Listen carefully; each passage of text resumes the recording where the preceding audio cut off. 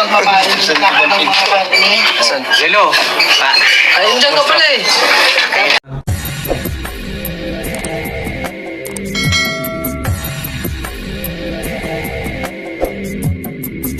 Alright, what's up mga tangay? Welcome back. This is my YouTube channel, Katangay PLC. Sa mapagpalang araw mga tangay. Good morning, good afternoon, at good evening. Alright mga tangay, mag-reaction tayo for today dito sa anak ni Ka-Business Official, si Papa Dins TV. Supportahan natin mga tangay. At si Ka-Business Official at Ka-Business Family. At si Kuya Bal na rin, at Inakalinga Pro, yung pang charity vlogger. Ito mga tangay, mag-reaction ako for today dito sa vlogs ni Papa Dins TV nga. Dito nga sa isang 6 days ago may binisita siya mga tangay. So hindi ko ba alam kung ilang part na to, pero panoorin na lang natin mga tangay at samahan niyo ako mag-reaction. Tara mga tangay. Alright mga tangay, forward na ito.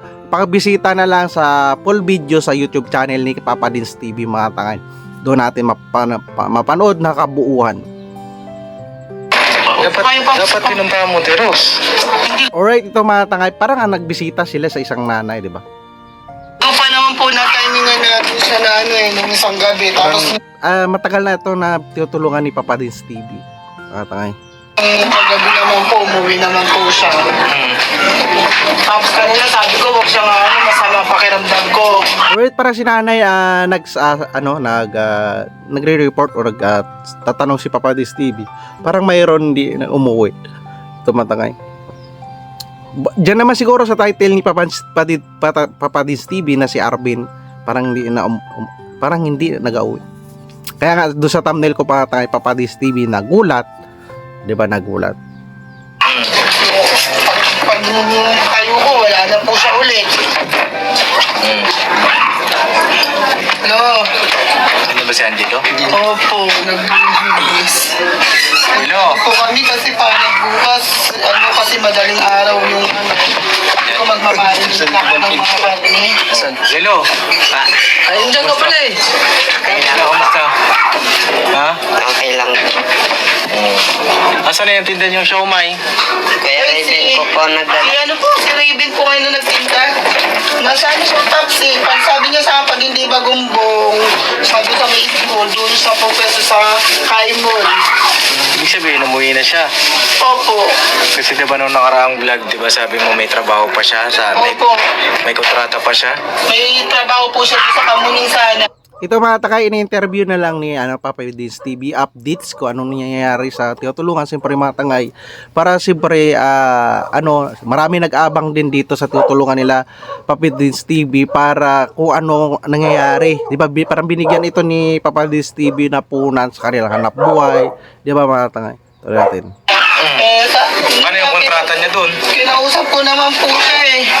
Sabi ko kasi hindi naman pwedeng si Angelo lagi kasi si Arkin kasi na may pasok ko. Paano sabi ko pag may pasok, sino magkaano niya, sayang naman. Sino magdadala. Ay, paano yung kontrata ni Raven doon? Tinakbuhan niya yung Hindi naman po siya nakakontrata na kasi ganun din po. Titinda din naman po siya doon. titinda rin siya doon? Ano yung tinitinda niya doon? Mga street foods din po. Ganun din naman po yung niya doon. Tapos, saan yung ginagarahe pala yung Dito. Yan po. Sa gilid dyan. Dyan sa gilid? Oh, alright mga takay. So dito mayroon nga siya binigay. Dito na tayo, proceed tayo sa forward na lang natin mga takay sa pinaka topic. Maganda ito mga takay, na isa sa tinutulungan ni Papa Dins TV ay tinutulungan din nila magkaroon sila ng source of income, di ba mga tay? At malaking bagay dito mga charity vlogger katulad ni Papa Dins TV, anak ni Ka-Business Official, ay lumilingap at nagbibigay ng punan. Dapat tulungan din nila yung sarili nila na hindi lang mag-asa sa charity vlogger. Yung pera na binibigay ay gawin nilang palaguin nila, mag-isip sila ng alternatibong negosyo, kung saan sila komportable. Hinayaan naman sila ng charity vlogger ni Papa Dins TV kung anong kinahiligan nila, kung saan sila magaling, kung saan sila magaling magnegosyo, maghanap buhay, di ba mga tangay, dahil napakasayang nandito na sa kanila yung tulong ng ni Papa Dins TV punan. Hindi na sila mangungutang sa Bombay, may tubo. Ito ay kusa na lang na binibigay na tulungan yung sarili nila, na hindi sila magugutom at mabigyan sila ng panimula sa hanap buhay, di ba mga tangay? Forward natin mga tangay. Minsan kasi hindi naman ako nagkakarit ng issue, di ba mga tangay? Minsan kasi may mga tinutulungan na abusado. Real talk tayo mga tangay, na palibasa na kada punta ng isang charity vlogger, yan na, mayroon naman itulong, may bigay naman na pira, sila gastos dito, gastos doon, hindi nila iniisip na yung charity vlogger minsan ay tinitingnan yung kanilang yung kanilang sitwasyon, yung pinagmamasda na kung tinutulungan nila yung sarili nila, na yung inaayos nila ang puhunan. Dito natin makikita sa mga vlogs nila Papa Dins TV, kahit kaninong charity vlogger, na may mga beneficiary na masisipag, palaisip, hindi sila umaasa sa pira ng binibigay ng charity vlogger. Ito ay motivation nila bilang puhunan na hindi na sila nangungutang, na magkaroon ng puhunan na may tubo sa Bombay kung saan man na lunan. Di ba mga tangay? Napakaswerte na sana ito mga tangay. Sana ganito pamarisan ng mga tinutulungan na lang charity vlogger, wag nilang abusuin. Diretsuin na natin tayo, wag nilang abusuin, dahil napakasayang ng pagkakataon na nandito na mga charity vlogger. Di ba mga tangay? Tuloy natin, forward natin.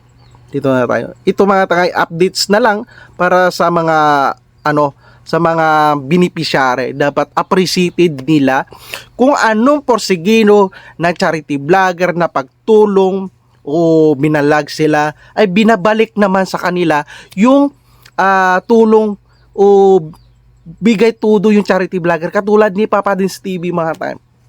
Hindi yan siya nagapili, naghahanap ngayon, naglilingap para mabigyan ng panimula, di ba? Yung mga charity vlogger mga tayo, hindi naman yan mayaman, kumukuha lang din yan pantulong sa vlog, sa views. Kaya ito mga tanga, yung vlogs na ito, pakibisita natin sa full video sa YouTube channel ni Papa Dins TV. Malaking tulong ito sa mga beneficiary niya, tinutulungan niya mga tanga. Ito mga tanga, play natin, samahan niyo ko. Ate Rose, ayan, nag-ikot. Umuwi kami nun, nakarating kami dito, alas 11 pasado na, nauna po silang umuwi ni Raven. Kasi nahanap din siya ni Raven. Nauna siyang nakita ni Kuya Raven niya. Tapos kanina, sabi ko, huwag kang lalabas kasi masama pakiramdam ko, wala akong kasama. Sabi niya naman, sige Mi, maya-maya yung kaninang tanghali po, na ulit siya. Pagtayo ko, kasi sabi ko lang, milunungan mo na ako ng Bajesic. Tapos maya-maya, sabi ko, asa na naman si kuya mo? Wala na naman, akala ko po sumasakal. Wala naman. Sabi niya, hindi kasi nauna si kuya. Paano pong plano niyo kay Arp? Ito mga tangay, yung inaano ni nanay, siguro yung nilalabas niya lang yung updates o nangyayari. Kaya ito si Papa Dins TV nakikinig lang, siyempre para updates na rin kung ano nangyari, 'di ba? Yung mga beneficiary kinikwento kung ano nangyayari sa update sa buhay nila. Hindi naman lahat na lang, summary na lang mga tangay. Ito ay hindi naman nagtatanong si Papa Dins TV, kinakamusta lang yung kalagayan nila, 'di ba tangay? Dito tayo, forward natin mga tangay, 'di ba? Ito mga tangay.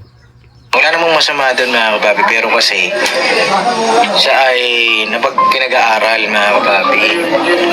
Tsaka may magulang siya, diba? Na nga lang, wala na rin magawa yung kanyang nanay. Anong sabi po ni Kuya Rodel? Alam ni Kuya Rodel yan? Sinabi ko po sa kanya, sabi niya, pag ayaw magtinog, iuwi mo muna ng Batangas kasi baka mamaya madisgrasya yung bata. Oo. Nung Sabado po ng gabi na sabi ko, kasi hindi na naman na umuwi. Dapat kung hindi mapasunod, siguro ilayo sa kung saan siya nakahilig. Advice lang, opinion din. Siguro kung ilayo muna doon sa kung saan siya nahilig, di ba mga tangay. So naano yan hinahanap-hanap niya kung saan na ano siya. Doon siya nalilibang eh. Iyak po kahit tinawagan ko sa class. Iyak na nga ako. Sabi ko, nahanapin ko muna. Sabi niya, magpahinga ka na. Kasi sabi ko, hindi ako pwede magpahinga. Hindi ko nakikita si ate. Hindi ba pwede tiros yung tawag dito? Tawag dyan. Kasi kami nung bata kami, pagka di talaga kami pwede lumabas, di kami pwede lumabas eh. Hindi ko Natawa na... siya, Taps eh. Hindi, yung tipo Alright, dito mga tangay, mayroon talaga yan mga tangay kapag nagsabi, kung may bata talaga yan mga tangay, kapag takot sa magulang, tapos may respeto, tapos palagi na disiplina, disiplinado. Katulad nila pa sa TV, disiplinado yan, sumusunod kay Sir Cabinet Official. Eh, ito siguro hindi nasanay. Spoiled dahil tumatakas, parang hinahanap-hanap niya talaga na doon siya nag-i-enjoy. So, talaga, dapat yun, kung sino man yun, ay matuto siya na magpahalaga na concern sa kanya na kung anong mangyari sa kanya, yung maiiwanan niya, yun ang maging magkonsensya, di ba? Siya nag-enjoy, pero yung naghahanap sa kanya, na-stress, di ba mga tangay? Enjoy siya kung saan siya magpunta, pero yung kung sino man nag-alala, stress yun mga tangay. Dapat, yung sino man yun, yung topic dito, parang si Arvin, o dapat, niya, ayusin yung sarili niya, di ba matay? Tapos kung tulong-tulong sila na pangaralan, di ba pangaralan? O ilayo man, tama yung may isa, ilayo sa kung saan siya nahilig na mahirap madrisgas siya, di ba matay? Responsibilidad ng yan, kung sino man ang guardians. kung nadadalain mo, hindi naman sa mga babi kasi gano'n ng biblical naman yun eh. Nasa Biblia naman yung pagdidisiplina sa anak eh. Di ba? Oh, tama yun. Biblical naman yan. At wag lang sobra, depende kung sumunod talaga. Di ba mga tangay? Dahil kanya-kanya yan, kanya-kanya ang disiplina. Mayroon kasi kung kusa na lang kusa niya na lang dapat magbago siya. Niya kung ganito, kung nabigay niya na consumption sa nag-guardian niya, di ba mga tangay? Ito si Papa Dis TV, nag-advise din. Ito maganda, nag-advise si Papa Dis. Minsan, Bigyan mo ng oo, kasi lalaki ng ulo niya pagka sinusundo mo lang siya ng sinusundon. Diba? Wala siyang takot sa'yo. Ayun, Kasi isa, palagay niya, isa doon mga tangay, tama yun si Papa Dis TV, hindi natatakot sa kanya. So dapat dito mayroon talaga siyang may na mag-advise sa kanya. Siguro yung subject ay doon siya nakikinig o mayroon man mag-advise sa kanya na mabilis malapit niya gets bakit nag-alala yung nanay niya ata. 'Di ba? Kula sa advice lang yan, advice. 'Di ba? Ganito kung wala ka ng magulang tapos ganyan ugali mo, ay na lang mangyayari sa buhay niya, 'di ba mga tangay? Puro gala, tapos hindi mo sinusunod yung magulang mo, 'di ba mga tangay? laging okay lang. kaya naman ako dito. Uulitin niyo. Kailangan bigyan mo rin siya ng kumbaga papaluin mo siya. Huwag lang sa parte ng makapipinsala sa Mga tangay, sa maganda naman yung katawan niya, advice sa mga kawan. maguwangs dahil ekspersyado na yan, may mga anak na yan, mga magulang na yan, mga agwangs, ina-advise sa sinanay. Siguro hindi ko na kung may asawa ba sa yung sinanay, mayroon kasi na spoiled, parang yung anak rebelde, di ba? Dahil hindi niya yung ninanay magdisiplinado dahil siguro spoiled, di ba? Nasa kasi yan, Rosy, nasa pagpapalaki yan. Di ba? Kung hayaan mo lang anak mo ng gano'n, papariwara. Si Arvin, yun ang katotohanan. Opo, dyan talaga yun babagsak pag hindi Kaya mo. yung mga kapatid niya, yun din ang sinasabi sa akin eh. Bigyan mo ng isami para madala. Takot po kasi ako manapit eh. Yun Hindi naman sa... yun isa doon natangay na banggit niya, natatakot siyang manakit. Siyempre baka masobrahan o spoiled sa kanya, ayaw niyang saktan. Siyempre okay naman yung nanay siya siguro, kapag saktan niya, di ba mga time. So mayroon naman ano yan, proseso, advice kung dapat malaki na rin yung anak niya, makaunawa sa sitwasyon nila, di ba mga tay, nasundin siya, o di ba mga tay. Ito advice ko, opinion ko mga tangay, anak niya rin yan makagamot na kung pagala-gala kung saan siyang gusto, anak niya rin yan anak niya rin makarealize, ganito nangyari sa buhay ko, ganun. Anak niya rin yan. Yung magulang kasi mag-advise lang yan mga tay kung ano mangyayari sa'yo dyan. Di ba wala kaming kaalam-alam, di ba mga tay, ganun lang. Kasi pag kinakailangan, Kasi Paps, pag nasaktan ko siya, lalo siya mag-rebel, di ba? Yun ang isa mga tanga, yung kinatakutan ni ate, kung masaktan niya ay lalo mag-rebelde, maglayas lalo. Yun, 'di ba mga tay? Parang mahina ang loob ni nanay, 'di ba mga tanga? So pagtiyagaan niya, advisean na ganyan, ano mangyari sa iyo diyan, kung saan ka magpunta, 'di ba? Dahil ko sa nanay na-spoil yung anak niya. Na ano ko na dito, na-spoil. Lalo siya mag-isip ng di maganda. ikaw, kilala mo kasi yung anak mo eh. Ikaw unang kakilala sa kanya. Sa tingin mo, kapag ginawa mo ba yun, gagawin niya yung, hindi ba siya matatakot sa'yo? Hindi ba siya magkakaroon ng respeto sa'yo kapag ginawa mo yung disiplina na yun? Kasi si Arby naman, tawag dito, mabait naman yun eh. Kanya nga lang na pupunta sa maling barkada. Yun, alright. Yun, na banggit Papadis TV sa maling barkada. So, kailangan gabay, advice ng magulang na kung anong mangyari dyan sa'yo, wala kaming kaalam-alam, hindi ka nagpaalam sa amin. So, ano na lang, di ba mga tangay? Kulang sa advice. Hindi, siguro malaki na, kahit hindi nasaktan. Advice, dahil na-spoiled, mga tangay, wala ka na magawa dyan. Na-spoiled na eh. So, iparealize mo na lang, di ba mga tangay, sa kanya ni ate kung anong walang hinto siya advice dahil wala nandyan, tama yung sabi ni Papa Diz TV, mga advice. Diba? Ano sa tingin mo doon kaya dun sa part na yun? Hindi yung pag-ano kasi siya na nga ang nakakilala nun. Dapat na ma-handle mo yun yung pag pinagalitan mo siya, kailangan na una pagsabihan mo muna. Sabihan mo ngayon na Alright, opinion yun si Kuya Bornok. So ayos naman yun. Pagsabihan mo na wag masyadong diretso saktan, di ba matay? Dahil mas lalo magtanim yun. Siyempre, binata na yun o dalaga. So kausapin na masinsinan, di ba masinsinan. Dito tuloy natin. pwede mo naman siyang paluin kung talagang sumagot siya sa'yo. Sumagot. Tama rin yun mga tangay. Sabi ni Kuya Bornok, di ba? Kapag sumagot lang, kung magpalo ka lang na hindi, walang dahilan, di ba? So, mawala yung respeto ng anak mo, di ba? Masagot rin siya, di ba mga tangay? Ba't siya papaluin na wala siyang kasalanan, di ba? Una doon, mag-usap sila ng masinsinan, tama yun, na iparealize na mali yung ginagawa niya, di ba mga tangay? Laman siya. Yan.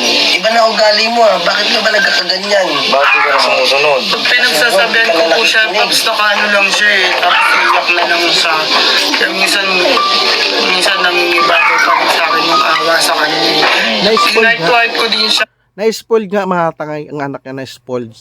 Pinapagalitan niya, nakutunga nga. So, yung utak nun, wala doon sa advice ni at nanay. Wala, nandoon sa barkada yung isip niyan mga tangay. Oo. Pag sermon, pasok dito sa kabila at tainga, tago sa kabila, sa sunod, gusto niyo kinakatina naman yung paa, naman, tatakas naman yan, doon talaga yung focus niya, utak niya sa barkada dahil hindi niya pa iniisip yung kanya obligasyon bilang anak na wala pa siyang obligasyon na walang pamilya. Ina-enjoy niya pa eh. Ay, maganda dito sa barkada eh. Na-enjoy ako dito doon sa bahay, naboboryo ako, pagalitan ako ni nanay. Isa yan mga tangay na yung anak ay inuutosan tapos bunga ng bunga wala sa lugar yung magulang. Siyempre boryong yan, doon sa barkada doon siya nag-enjoy mga tangay. Yan mga tangay, opinion ko lang ha. Tingin ko lang ha. Nung one time. Pero Ate Rose, di ba sabi mo ganyan, napagkasabihan mo, tapos umiiyak ka na, awa ka, tapos paulit-ulit lang ng gano'n. Opo. Mas maaawa ka dyan, mas kawawa naman siya kapag dating ng panahon na wala ka nang magagawa. Kung mamaya malulung na sa kung ano man yan. Hindi mo na siya kayang kontrolin. O, isa doon, ganun. Yun. Advice sila Papa Dis TV, tama yun. Kung malulong man, kung ano man yung malulong na yon, di ba mga tayo, mahirap na. Hanggang maaga pa lang, kausapin niya na magamot yung ganyan, magsunod ka sa akin, gano'n. Di ba mga tayo? Ano na yan, nagbibinata. Oo. Lalaki. Alright, so binata. Isip talaga yun sa barkada, mga tayo, barkada. Gusto niya na, minsan din, dapat suportahan, magsama siya kung ano ginagawa nila doon, di ba mga tangay? So, di ba mga tangay? I-verify niya, di ba mga tangay? Kaya kunin niya yung number ng barkada. Tapos, kamusta? Ano ginagawa niyo yan? Baka mga sobra-sobra na yan ha? Baka ano, hindi na maganda yan. Gano'n dapat. Huwag niya. Binata na pala ito mga tangay. Isip talaga niyan mga tangay, barkada. Kaya lahat naman ang nangyayari dyan. Dyan ang simula eh. Kulang lang advice tawag dyan ha. Tagal na natin Rose na ganyan siya. Habang lumalaki siya, nadadagdagan din yung pag-uugali niyang ganyan. Habang bata pa siya, nakaya mo pa siyang pasunurin.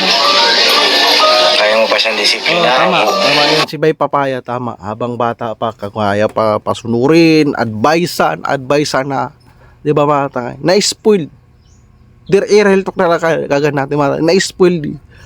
Na lahat ng gusto niya ay pinabibigyan, hinayaan lang, kaya na gano'n na. Huwag niya hayaan na mawala yung respeto, na lumaki yung ulo, kung ano-ano na makagawa ng hindi maganda, di ba matay? Kayang pangtamnan, kasi kapag kaya na yung nagkaedad na, Nako. wala na. Nahihirapan ka na dyan na tira. Dati nung palabas-labas lang, di ba?